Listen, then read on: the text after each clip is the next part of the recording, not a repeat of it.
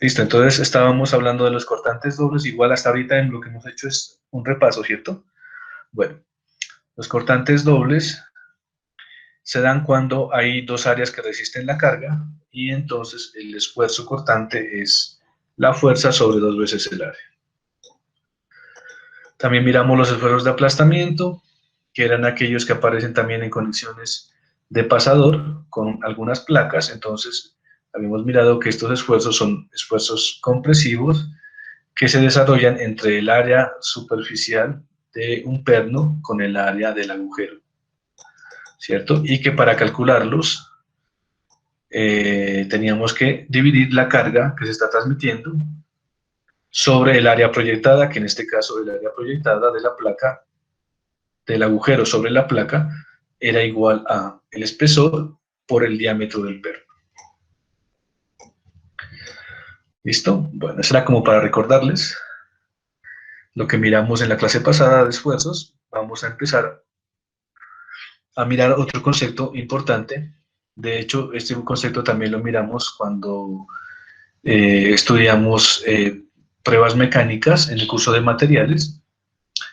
Entonces, yo les comentaba que para poder determinar, para poder caracterizar un material, había que hacer una prueba de tensión, ¿cierto? En esa prueba de tensión, creo que la hicimos incluso también en el laboratorio, no con una probeta de esta forma, una probeta más sencilla, ¿no? Creo que eran unas probetas de acero corrugado. Tomábamos una probeta de esas, la montábamos en una máquina de tensión, ¿cierto?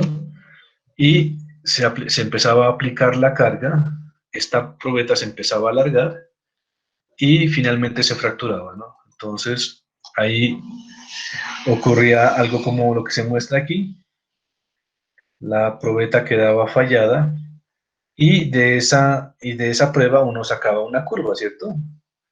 En esa curva uno determina lo que se llama el diagrama de esfuerzo-deformación.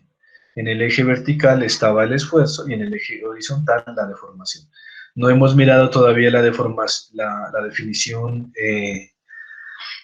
formal de deformación, sin embargo, pues adelantándome un poco, la deformación es qué tanto se está alargando esta probeta con respecto a la longitud original, ¿no?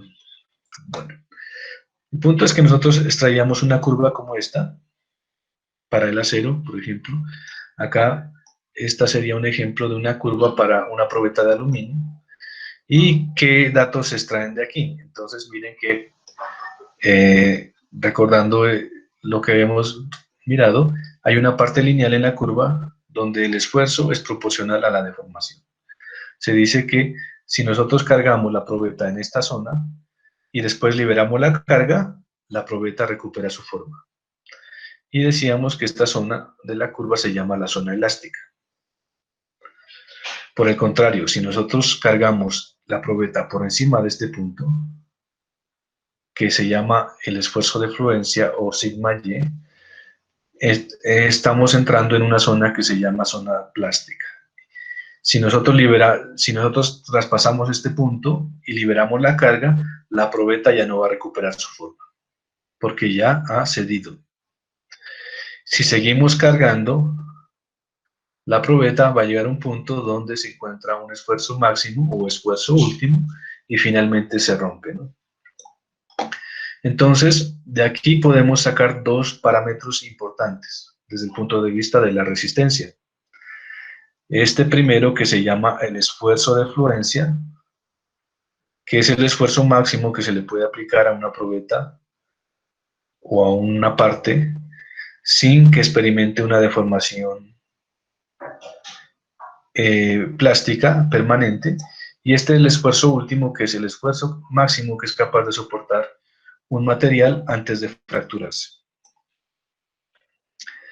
¿Listo? De ahí salen, o sea, dos datos que son importantes para caracterizar el comportamiento mecánico de un material. Esfuerzo de fluencia y esfuerzo último. Igualmente acá, ¿no? Entonces, aquí la única diferencia es que en esta curva es un poco más difícil determinar en qué punto ocurre la afluencia, porque aquí hay una zona lineal y hay un cambio ligero de la curvatura y ya estamos en la zona plástica. Entonces, en este caso es más complicado determinar ese esfuerzo de fluencia, pero hay unos métodos, ¿no?, para determinar ese esfuerzo de fluencia. Entonces, en curvas como esta, pues lo que se suele hacer es desplazar un poquito la curva y donde una cantidad aquí de deformación especificada y donde corte esa línea con la curva, ese punto se le dice que es el esfuerzo de fluencia. ¿Listo?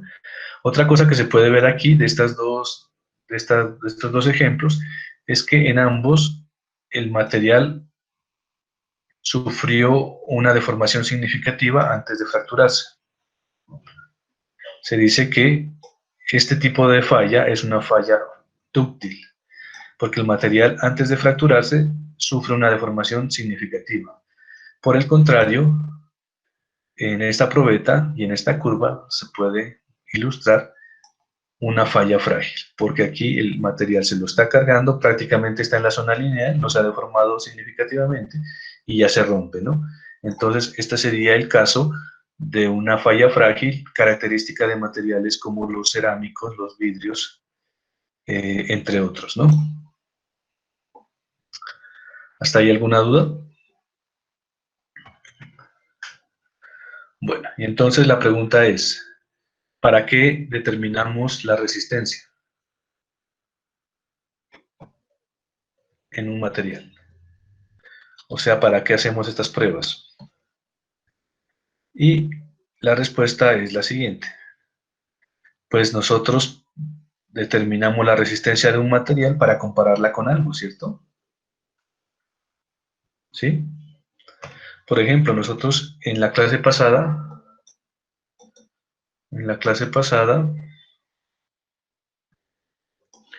hicimos un ejemplo, ¿sí?, o unos ejemplos. Entonces, miren, por ejemplo, esto. Entonces, aquí, por ejemplo, nosotros determinamos que el esfuerzo en la barra BC era de 159.15 megapascales, ¿cierto? La pregunta que nos hacíamos era, ¿será que esta barra soporta o no soporta esta carga que se le está aplicando a esta estructura? Entonces, aquí ya complementamos el concepto y es que para poder saber si este esfuerzo está por debajo de la resistencia del material, pues tenemos que compararlo con la resistencia. Entonces, si ya tenemos el esfuerzo y tenemos la resistencia, podemos compararlo. Si el esfuerzo es menor que la resistencia, podemos decir que esa parte no va a fallar. Sin embargo, si este esfuerzo está por encima de la resistencia del material, pues ya sabemos que ahí se va a esperar una falla, ¿no? Entonces, con base en ese razonamiento, es que aparece aquí lo que se llama la definición de factor de seguridad. Entonces, el factor de seguridad es un valor que estima el nivel de seguridad de un diseño, basado en el conocimiento de las cargas y la resistencia, ¿cierto? Entonces, nosotros en la clase pasada calculábamos los esfuerzos, ¿cierto? Y por otra parte, hoy recordamos que en ensayos mecánicos se puede determinar la resistencia. Entonces, si la resistencia es mayor que el esfuerzo, ¿qué pasa? Pues, ¿qué podemos decir ahí? ¿Hay seguridad o no?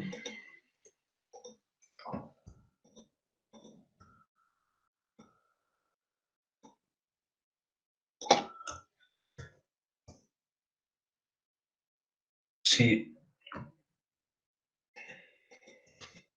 si el factor de seguridad es mayor que 1, ¿qué pasaría ahí? Es mayor o igual que 1, ¿qué pasa? El diseño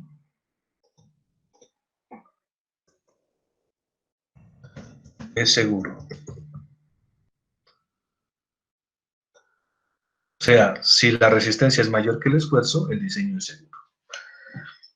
Por el contrario, si esto no se cumple, ¿qué pasaría?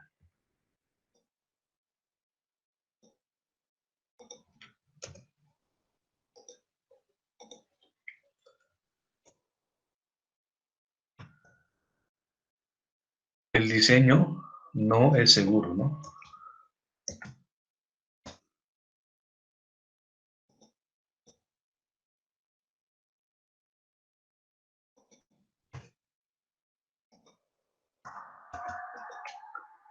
O sea que aquí estaríamos en rojo. ¿Por qué? Porque si el diseño no es seguro, entonces lo que nosotros construyamos va a fallar y después nos van a demandar y nos van a mandar a la cárcel, porque somos unos malos ingenieros. Entonces nosotros tenemos que estar acá, ¿no? Nosotros tenemos que garantizar de que los diseños que construyamos sean seguros. ¿Listo? ¿Hasta ahí alguna duda?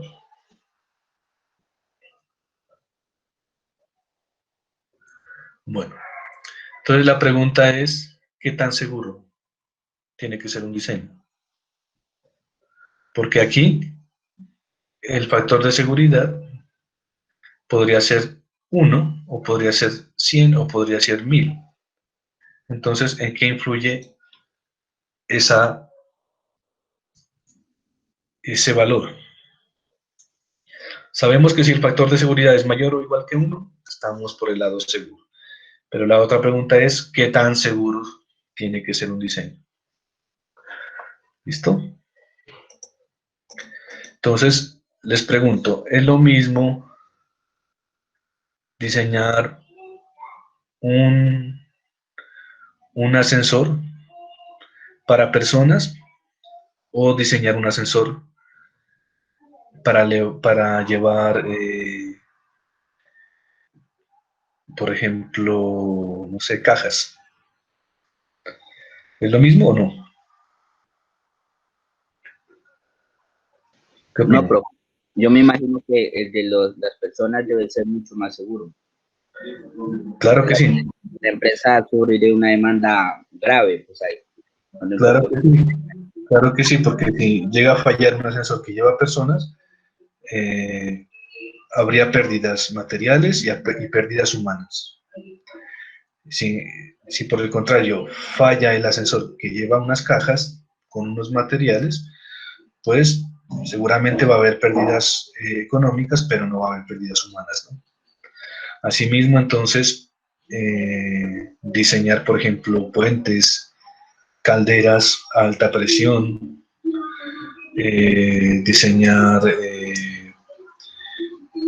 vehículos, ¿sí?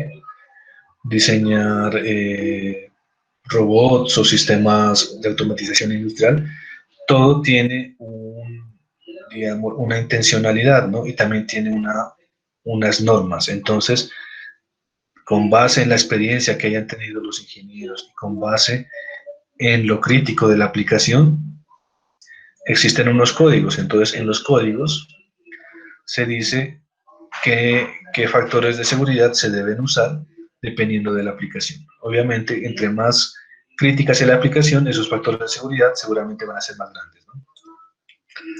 Sí, eso es.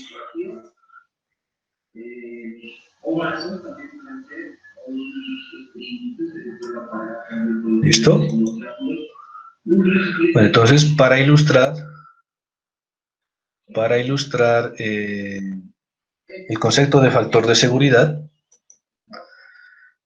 vamos a retomar este ejemplo. Vamos a retomar este ejemplo.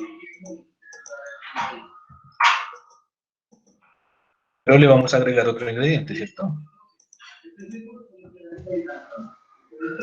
Bueno, entonces, nosotros este ejemplo lo habíamos resuelto hasta cierto punto, ¿no? O sea, resolvimos la parte de esfuerzos. La pregunta ahora va a ser la siguiente. Por ejemplo, vamos a dar la resistencia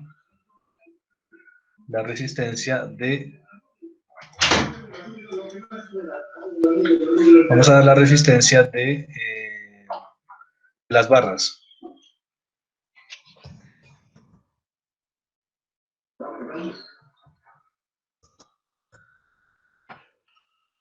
Digamos que sean 200 megapascales. Y voy a dar la resistencia de los pasadores.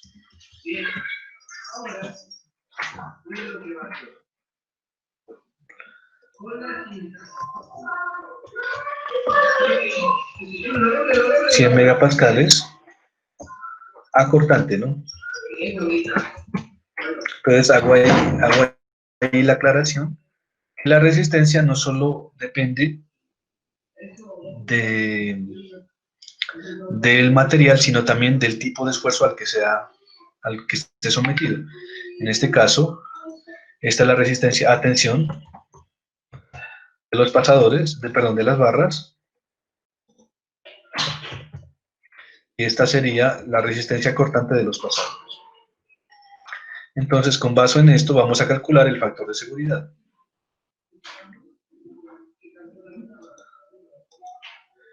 Entonces, empecemos.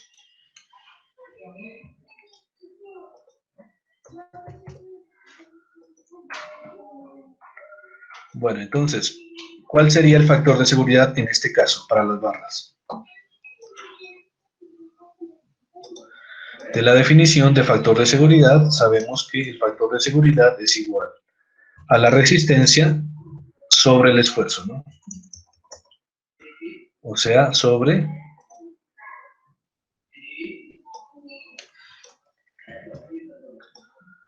el esfuerzo. Entonces, ¿cuánto vale esto? La resistencia, ¿cuánto era para las barras? 200 megapascales. Y el esfuerzo nos dio 159.15 megapascales. Entonces, ¿cuánto vale el factor de seguridad?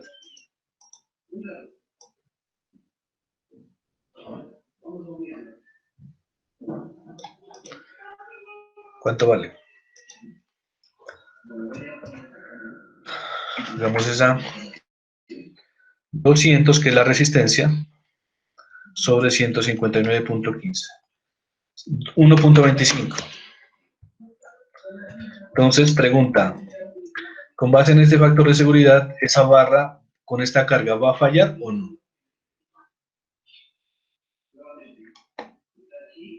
No, ¿cierto? Porque dijimos que si el factor de seguridad es igual a 1 o mayor que 1, el diseño es seguro. O sea que esta barra está bien, funcionando bien. No hay problema. Una pregunta. ¿Cuál sería, o sea, lo más óptimo que sea que sobrepase de cuánto? Para que quede bien seguro, pues ya sería que no. No, pero recuerda lo que acabamos de decir hace un rato. Todo depende es para qué se va a utilizar esto. Sí, bueno, digamos que sea para personas, por ejemplo, que sobrepase que lo Si esto va a ser un componente crítico de una estructura, pues con un factor de seguridad de 1.25 yo no estaría tranquilo. O sea, es muy seguro que tú no, si estás diseñando esa estructura y tú sabes que aquí se van a subir personas, yo no podría dormir tranquilo. ¿Por qué? Porque de pronto tú supusiste que aquí en esta estructura se van a montar 2 personas, pero no falta que llegue y se suban 3 o 4. Entonces, si uno queda tan corto en el factor de seguridad, pues es probable que vaya a haber una falla. De hecho, por ejemplo, en los ascensores, si ustedes se han dado cuenta, aparece una plaquetica que dice capacidad máxima 10 personas, por ejemplo. La pregunta sería, ¿qué pasa si se suben 11? ¿Será que falla eso o no? Pues no falla, ¿no? Es más, se pueden subir 20 personas a ese ascensor y no falla. ¿Por qué? Porque el diseñador tuvo en cuenta eso y muy probablemente, lo que pasa es que si se suben 20 personas, no va a fallar los cables que sostienen el ascensor. Sin embargo, me imagino que hay un sistema de control que le dice no se mueva el ascensor, porque es una condición ya muy peligrosa. ¿Sí? Bueno, entonces, Santiago, para responder tu pregunta, hay unas recomendaciones, dependiendo de las aplicaciones. En este momento, pues creo que no, déjame buscarlo. Sí hay unas recomendaciones en algunos libros, ¿no? Que dicen, por ejemplo, mire, si usted está diseñando una estructura en la que no conoce muy bien las cargas ni los materiales, use un factor de seguridad de 3, por ejemplo. Si esa estructura va a estar sometida a carga dinámica, use un factor de seguridad de 4, etc. Entonces, si hay algunas recomendaciones así un poco... Es más, yo creo que aquí aquí en Google.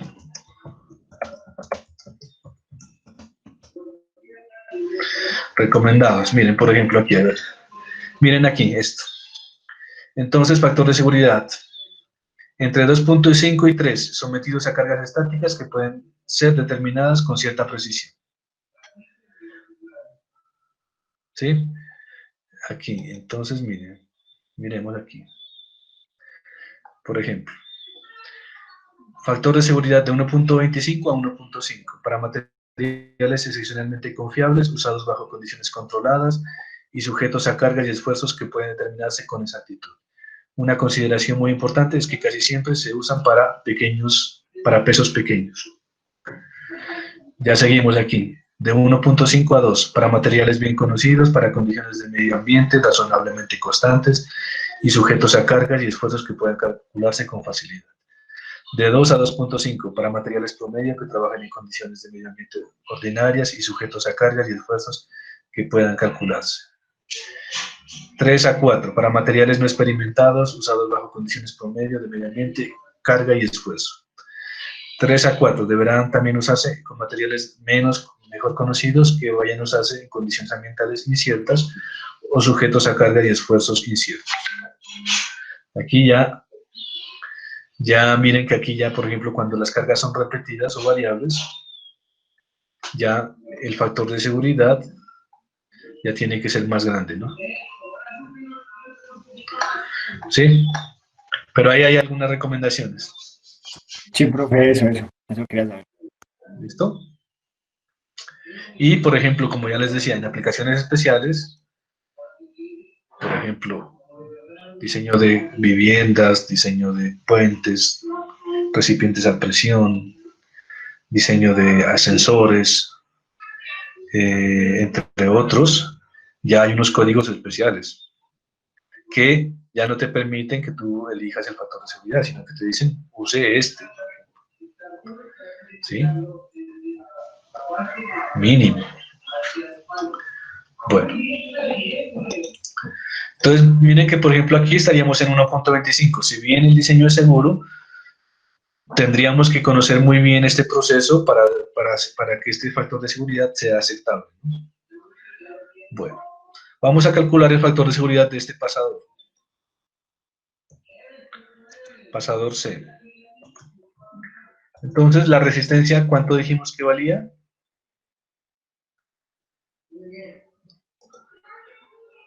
Aquí está, ¿no? Para los pasadores, 100 megapascales a cortante. Entonces, la resistencia son 100 megapascales. ¿Y el esfuerzo cuánto es? 101.85 megapascales.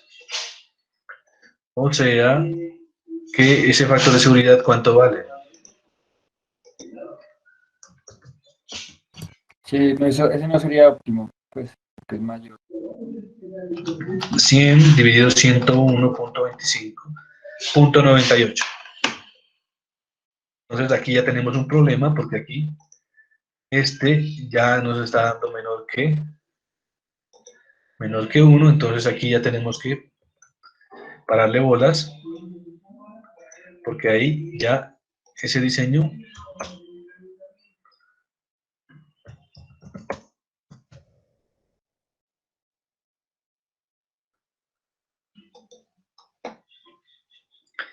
listo. Sigamos con el de acá.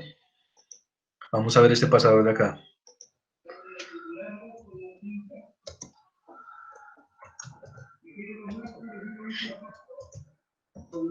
100 megapascales sobre el esfuerzo, ¿cuánto es? 40.76 megapascales, ¿y eso cuánto es?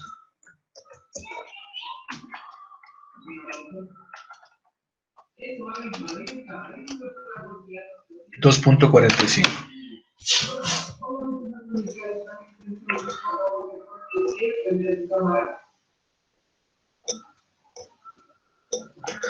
¿Listo? Entonces, a esto les vamos poniendo chulito, chulito, chulito. Este aquí ya tiene un problema. Vamos a calcular el de acá abajo. El esfuerzo sería, perdón, el factor de seguridad sería igual a ¿qué? En este caso.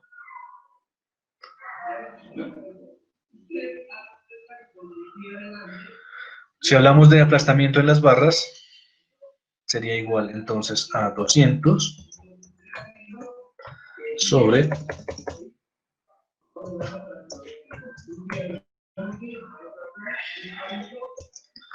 esto sería igual a 2, ¿no? Bueno, y ustedes tenían una tareita de calcular los otros esfuerzos, entonces también ya pueden completar aquí este análisis. ¿Listo?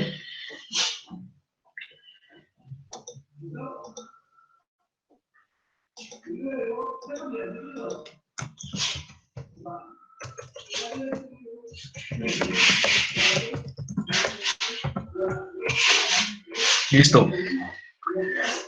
¿Alguna otra duda? ¿Alguna duda de este problema?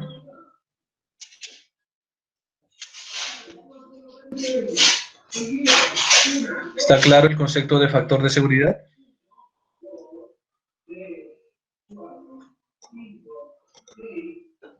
Bueno, entonces, no hay preguntas. Vamos a hacer otro ejemplo, ¿no? Vamos a hacer otro ejemplo.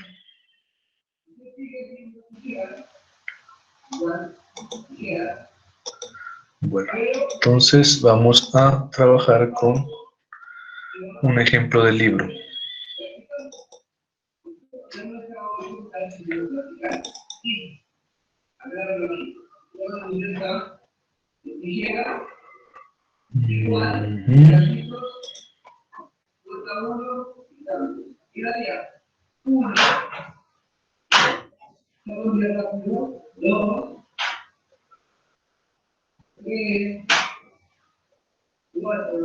A ver.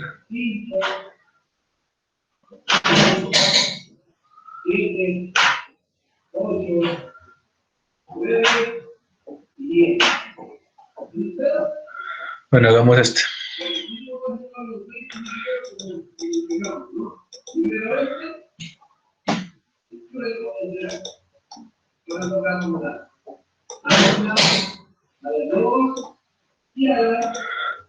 Bueno.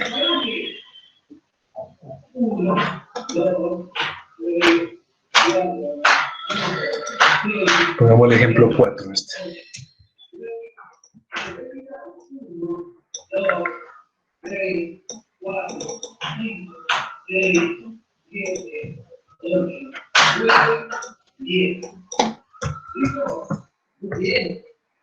Bueno, ahí está. Vamos a ver qué nos dicen aquí.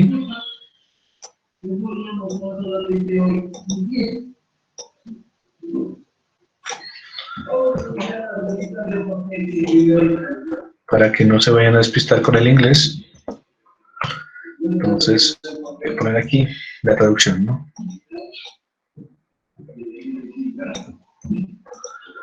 Bueno.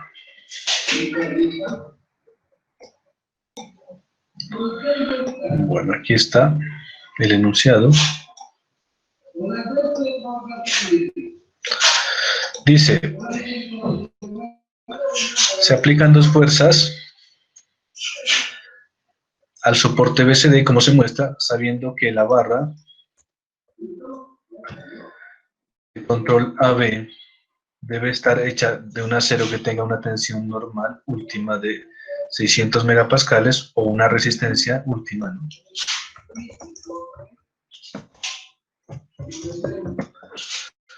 Determine el diámetro de la varilla para la cual el factor de seguridad con respecto a falla sería de 3.3, por una parte. Por otra, el pasador en C debe estar hecho de acero teniendo un esfuerzo cortante último de 350. Determine el diámetro del pasador C para el cual el factor de seguridad con respecto al cortante también sea 3.3. Y determine el espesor requerido en los soportes del soporte C, sabiendo que la tensión de carga admisible del acero utilizado es 300 megapascales. O sea que aquí este componente, miren que este es un elemento de un mecanismo, por ejemplo, y está sometido a dos cargas. Esta carga de 15 kilonewton y esta carga de 50 kilonewton. ¿Cierto? ¿Dónde puede fallar esto? Puede fallar este elemento, puede fallar el pasador, puede fallar el soporte y puede fallar esta barra. Entonces, básicamente lo que nos dicen es que chequemos o dimensionemos estos elementos para que no fallen, ¿no? ¿Listo? Entonces, vamos a empezar. Listo. Bueno, verifiquemos que se esté grabando, porque parece que no se estaba grabando.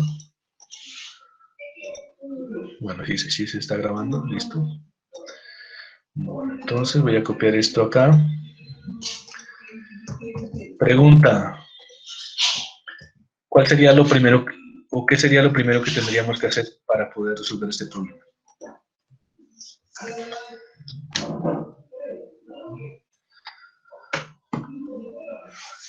¿Alguna idea? Las reacciones, profe, en los puntos. O sea, resolver la parte estática, ¿no? Obligatoriamente toca resolver la parte estática. Listo. Y para resolver la parte estática, lo primero que hacemos es hacer lo que se llama un diagrama de cuerpo libre. Entonces, aquí habría una fuerza, ¿cierto? Perdón.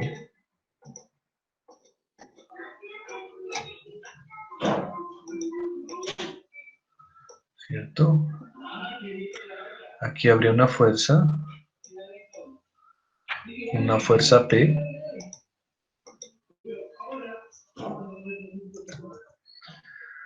¿Listo?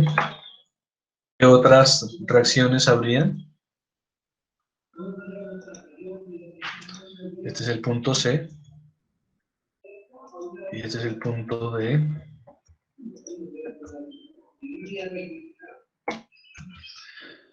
Punto C. Punto D. ¿En el punto C qué reacciones habrían?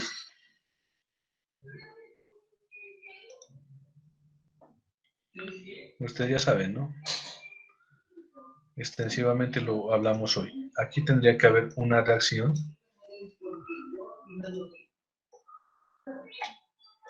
Una reacción.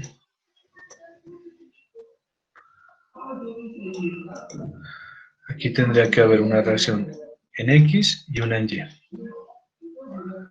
O sea que aquí tiene que haber una RCY y una RCX. Listo. Porque es un pasador, ¿cierto? Listo. Vamos a hallar esas reacciones. ¿Cómo lo hacemos? Este es el diagrama de cuerpo libre. parte estática, ¿cierto? Tenemos que resolver el equilibrio de ese cuerpo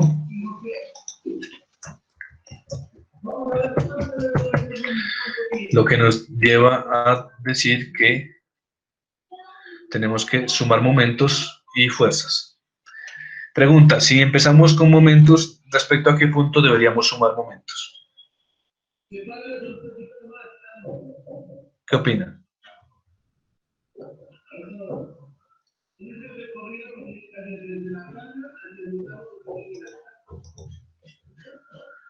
Al punto B, ¿no? Al punto B, dice Santiago. ¿Qué opinan? D, D, Al punto C, al D, profe. al punto D. ¿Por qué? Punto C. Bueno, entonces, recordemos, hay que sumar momentos respecto al punto que tenga más incógnitas. El punto que tiene más incógnitas es el punto C. ¿Listo?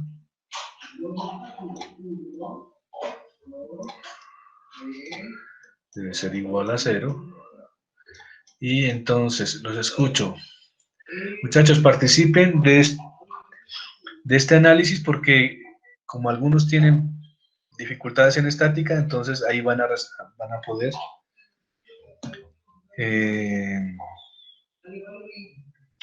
resolver esas preguntas, ¿no?, que tengan.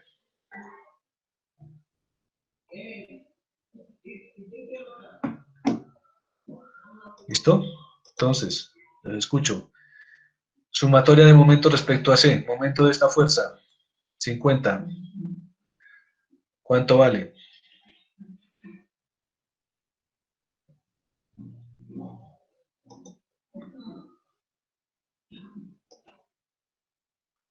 ¿Cuánto vale? 0,3 por 50. 50 por 0.3. ¿Positivo o negativo? Negativo. Negativo. Menos 50 por 0.3. Negativo porque esta fuerza con respecto a este punto tiende a hacer rotar esto en sentido horario. Momento de esta fuerza respecto a este punto. Profe, ¿no es 50.000? Sí, eso. O sea, déjale cada después. Si quieren, lo pueden dejar así. Finalmente la carga P nos va a dar en kilonewton, ¿no? Después lo podemos convertir. Menos 15. ¿Cuál es el brazo de esta fuerza? 0.6, ¿no? Sería este más este. 0.6, ¿cierto? Y finalmente el momento de esta fuerza, de la fuerza P, es positivo. ¿Y cuánto vale?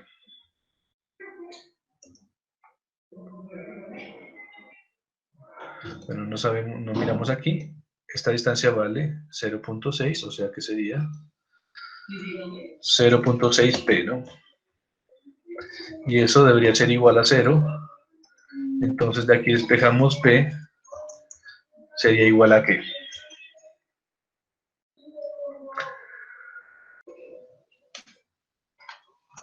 $50 por 0.3, eso da 15.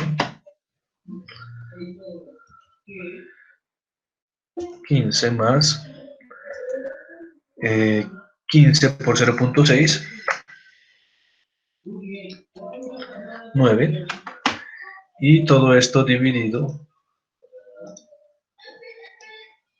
0.6. 0.6. Y entonces esto sería igual a 15 más 9, 24 sobre 0.6. 40, ¿no? 40 kilonewton. Entonces aquí los compañeros estaban un poco preocupados porque querían que nos dé en newton. Entonces no hay problema. Aquí nos dio, como las cargas están en kilonewton, la carga P nos va a dar en kilonewton también, ¿no? Listo. Tenemos P. ¿Qué más hacemos? Podemos sumar Podemos sumar fuerzas en X, ¿cierto? Sumatoria de fuerzas en X tiene que ser igual a 0. O sea, ¿qué fuerzas están en X?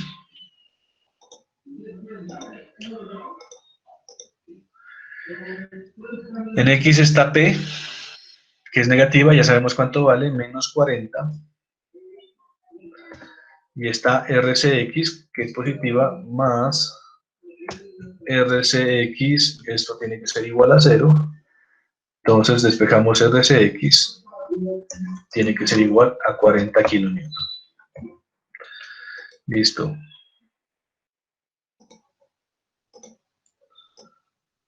Ahí está, RCX. Finalmente nos falta RCY. Tenemos que sumar fuerzas.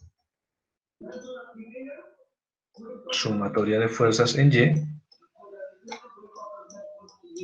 Debe ser igual a 0. ¿Cierto?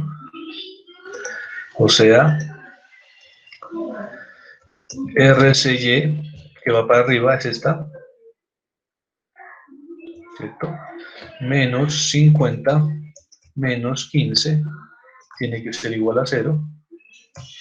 Entonces, RCY va a ser igual a, este pasa al otro lado y este también pasa, 50 más 15 serían 65. 65 kilonewtons. Listo. Tenemos RCY también. ¿Qué nos falta?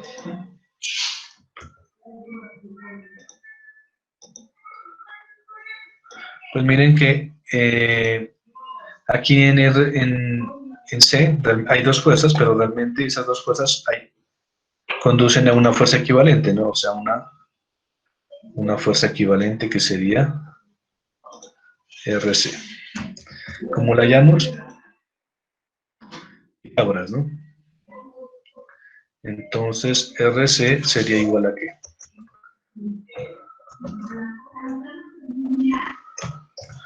A RCX al cuadrado más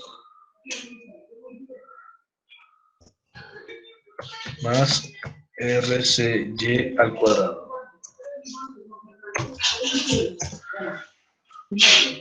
Bueno, aquí sería un cuadradito aquí al cuadrado, esto al cuadrado y todo esto raíz. O sea que RCY, RC, ¿cuánto vale? Pitágoras, ¿no?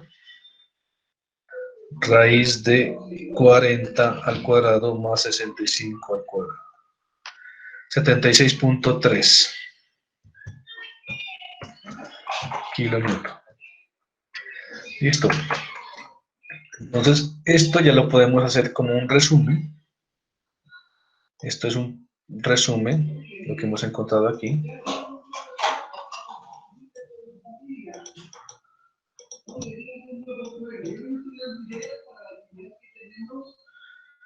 Esto es un resumen. Lo primero que hicimos, la parte de equilibrio.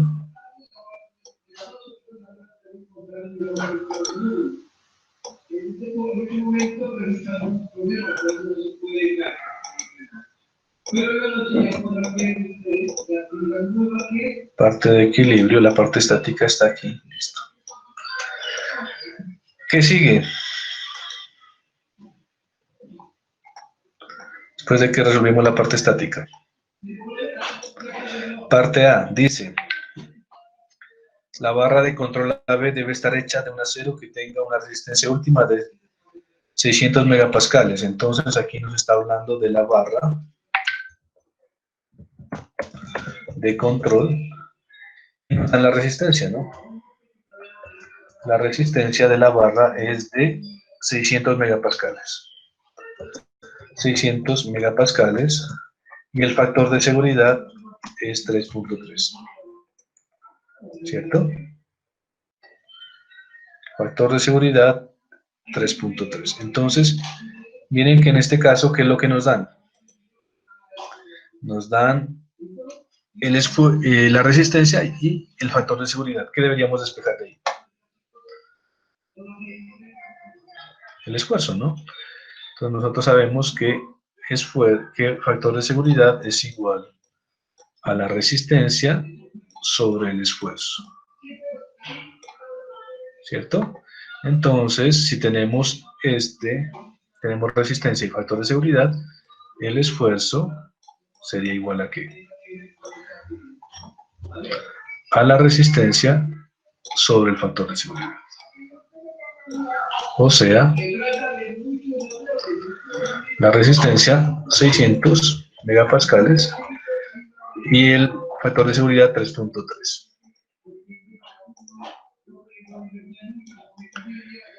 ¿Y eso cuánto es? 600 sobre 3.3, 181.8 megapascales. ¿Listo? Si tenemos el esfuerzo, ¿podemos calcular el área de esta barra? Claro, porque ya tenemos la fuerza que está actuando sobre esta barra y tenemos el esfuerzo, entonces podemos calcular el área, ¿no? Entonces, sabemos que en la barra de control, o sea, en esta, el esfuerzo tiene que ser igual a ¿qué?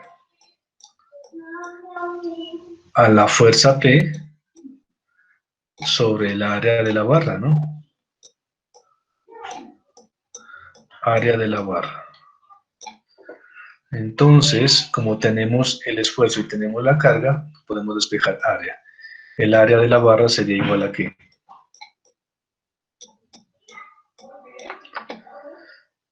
A la carga. Esta sube y este baja sobre el esfuerzo. Y eso sería igual a ¿qué? La carga, ¿cuánto es? Nos dio 40 kilonewton, o sea, 40.000 newton. ¿Y el esfuerzo cuánto nos dio? 181.8 megapascales, que son newton sobre milímetro cuadrado.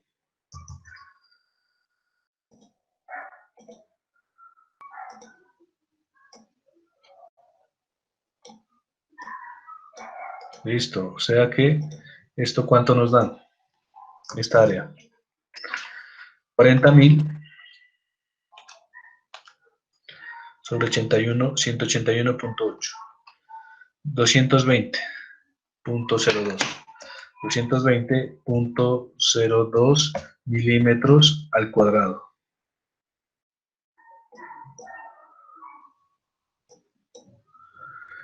Bueno, milímetros al cuadrado. Aquí tengo un problema. Bueno, o sea que esto es listo. Esa es el área de la barra. Si ya tengo el área de la barra, ¿puedo saber cuánto vale el diámetro? Sí. ¿Cómo lo despejo? Sabemos que área de la barra tiene que ser igual a pi cuartos por el diámetro AB al cuadrado, ¿no? Entonces, ¿cuánto valdría el diámetro AB?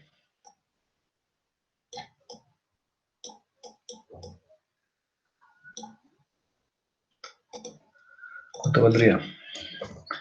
Pues sería igual a ¿qué? A 4 veces el área de la barra sobre pi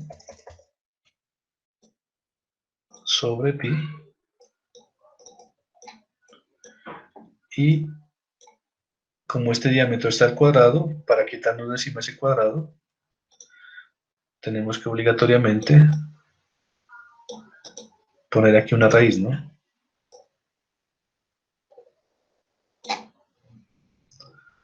De tal forma que esto nos daría ¿cuánto? Raíz de 4 por 220.02 dividido pi. 16.7. 16.7 milímetros. O sea que el pasador, perdón, esta barra, el diámetro de esa barra, para que soporte esa carga con un factor de seguridad de 3.3 y para que no falle, esta barra debe tener un diámetro mínimo de 16.7. ¿Listo? Bueno, voy a hacer aquí un backup de esta gráfica.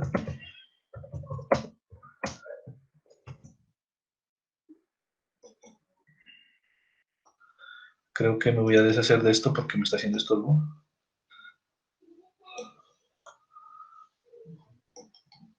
Solo voy a dejar el resumen. Listo. Eso respecto a la barra. O sea que ya salimos de esta primera parte, la parte A.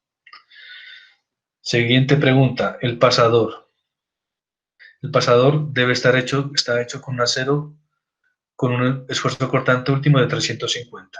Entonces, hallar el diámetro del pasador para que el factor de seguridad también sea 3.3. Entonces, ya vamos ahora, ya no a la barra, sino que vamos a hablar ahora del pasador, ¿no? Bueno, aquí voy a hacer una división. Vamos a hablar del pasador. Pasador C. ¿Qué datos nos dan? La resistencia del pasador, que es ¿cuánto? 350 megapascales.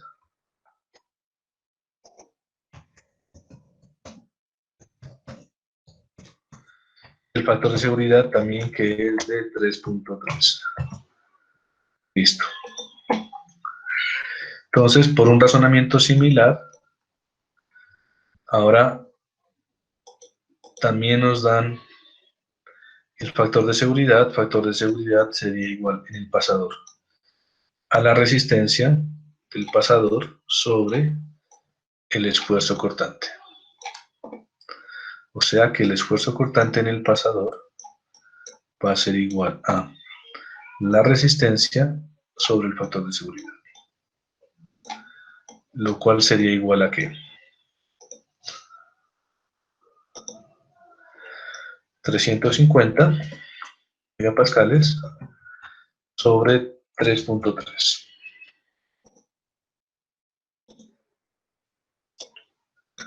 ¿Eso sería igual a cuánto?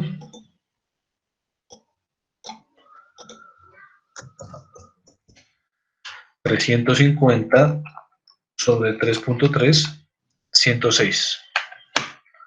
106.1 megapascales. ¿Listo? ¿Preguntas, chicos, hasta ahí?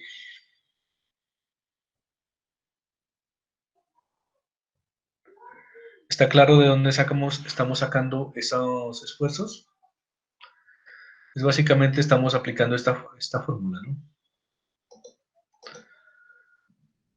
Preguntémosle a alguien, a ver. José David Guaques. ¿Estás ahí? Este loco dice que no hay preguntas, pero no quiso hablar. Preguntémosle a Andrés Francisco. Huesaquillo. Andrés, ¿cómo estás? Parece que no está.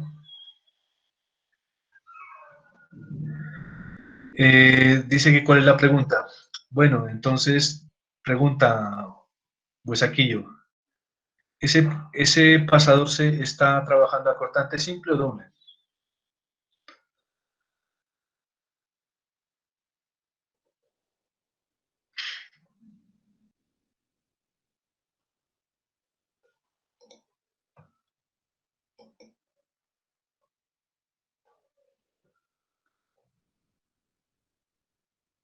Simple, dice. ¿Qué opinan? No, profe. Es doble, profe. Es doble, ¿no? Miren, aquí hay dos, hay un soporte y aquí hay otro soporte. Es doble, ¿cierto? Bueno, entonces ya dieron señales de vida, por lo menos. Listo, entonces, sabemos que el esfuerzo en el pasador C tiene que ser igual a la fuerza C o a la reacción en C sobre dos veces el área del pasador. ¿Por qué dos veces? Ya me lo acabaron de decir. Porque ese perno está trabajando a cortante doble. Entonces son dos veces el área del pasador. Y entonces de aquí podemos despejar el área del pasador sería igual a ¿qué? A la reacción en C sobre dos veces el esfuerzo cortante.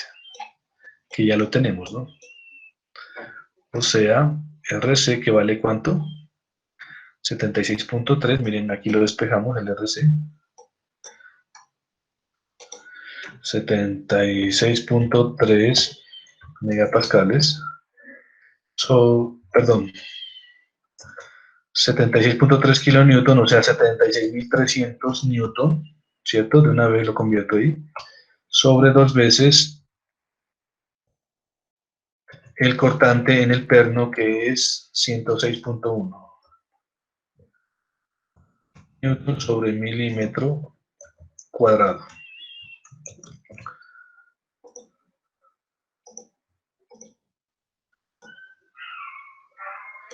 Y eso nos da ¿cuánto?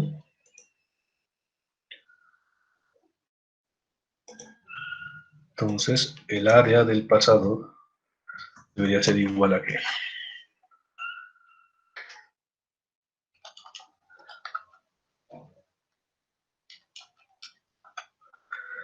359.5 milímetros al cuadrado.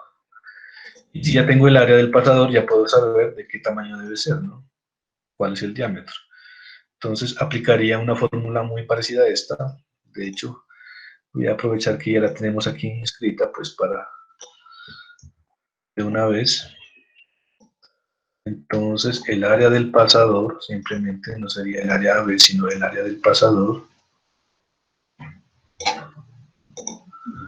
¿cierto? El área del pasador debería ser igual, perdón, el diámetro del pasador debería ser igual a 4 veces el área del pasador sobre pi, y eso raíz. Entonces aquí no es esto, sino es área del pasador. Listo, y entonces esto a qué sería igual. De una vez hagamos ese cálculo.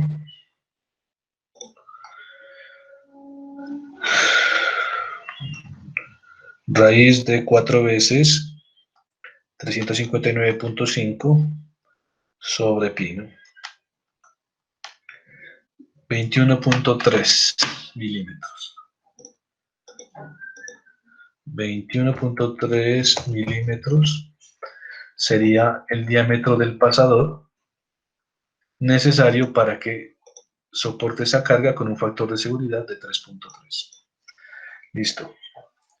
Pasador también ya está. Salimos de este pasador. ¿Qué faltaría? Según lo que dicen aquí. Falta responder esta otra pregunta, ¿no?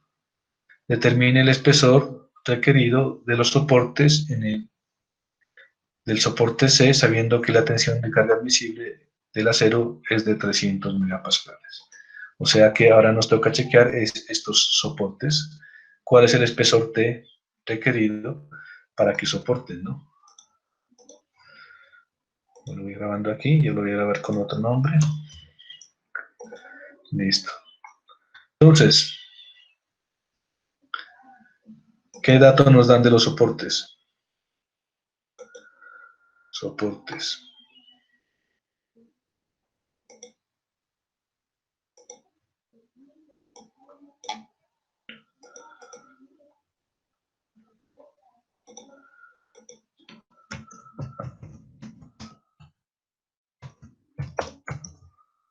¿Qué dato nos dan? Nos dan la resistencia, ¿no? Resistencia, dicen que es 300 megapascales, creo. Sí.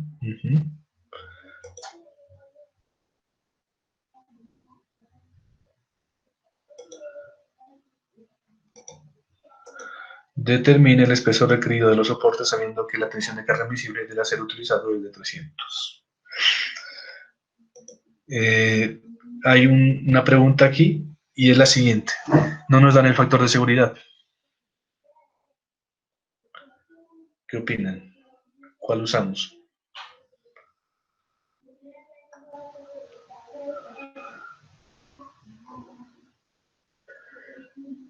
Nos dieron el factor de seguridad de la barra de control. Con ese calculamos el diámetro de esta barra. Nos dieron el factor de seguridad del pasador C. Calculamos el diámetro del perno. La pregunta sería, ¿cuál es el factor de seguridad de los soportes? ¿Qué opinan?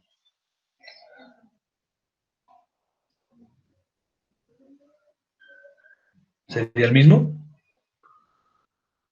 o no? Y si es el mismo, ¿por qué?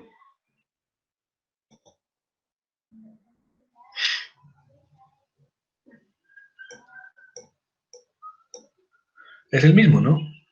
¿Por qué? Porque cuando uno diseña una estructura, se supone que todos los componentes deberían tener el factor de seguridad mínimo prescrito para la estructura. De lo contrario, pues un componente fallaría antes que los demás. ¿Listo? Bueno. Entonces, si tenemos la resistencia de los soportes... bueno, aquí tenemos varias cosas.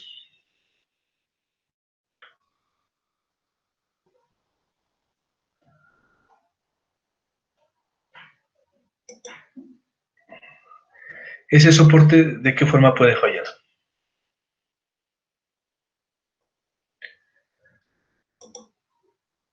¿Qué opinan? O sea, estos soportes de aquí, ¿de qué forma pueden fallar?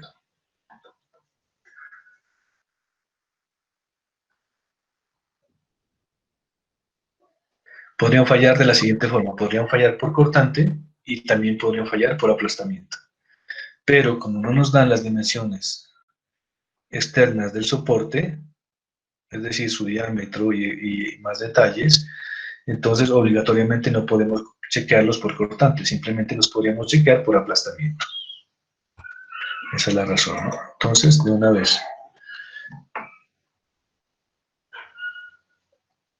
vez, con base en ese razonamiento, si nos dan el factor de seguridad, sabemos que el factor de seguridad es resistencia sobre esfuerzo, ¿cierto?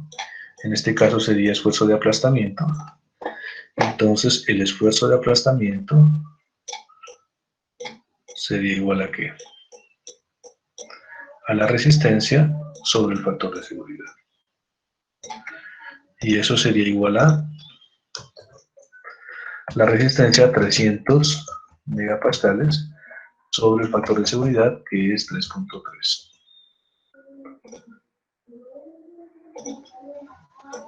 ¿Listo? Y entonces el esfuerzo de aplastamiento en el soporte debería ser de 390.9. 90.9 megapascales. Listo. Tengo el esfuerzo de aplastamiento.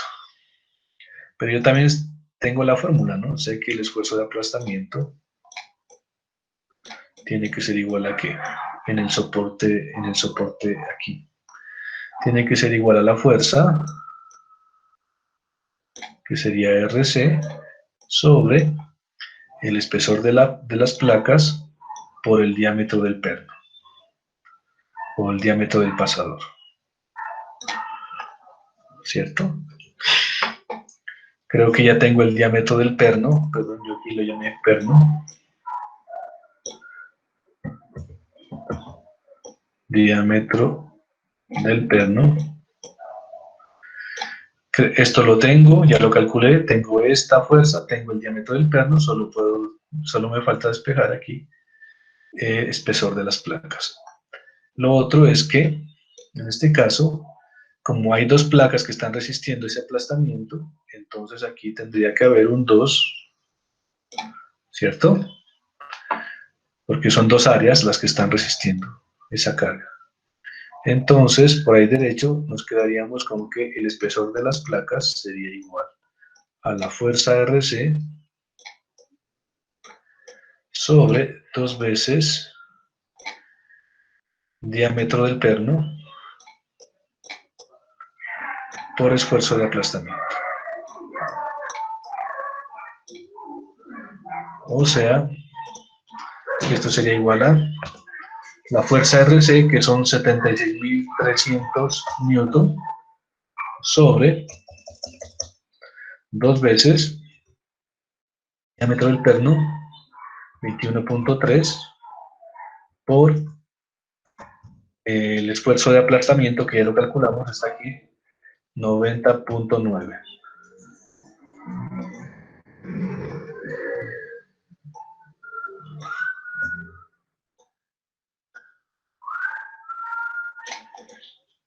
Y esto nos da ¿cuánto?